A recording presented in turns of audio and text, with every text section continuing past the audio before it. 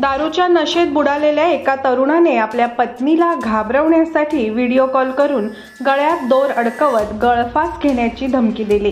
केवळ घाबरवण्यासाठी मस्करीमध्ये गळफास लावत असताना नंतर खरोखरच दोरीचा फास बसला आणि तरुणाचा मृत्यू झाल्याची धक्कादायक घटना उत्तर प्रदेशातील बांदा इथे घडली आहे।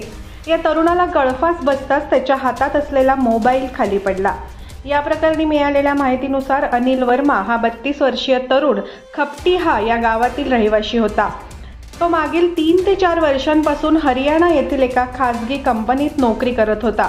काही दिवसांपूर्वी तो आपल्या गावात आला। सोमवारी रात्री साधारण 10 वाजेच्या सुमारास त्याने पत्नीला व्हिडिओ कॉल केला आणि गळ्यात दोरी टाकून गळफास घेण्याची धमकी देऊ लागला।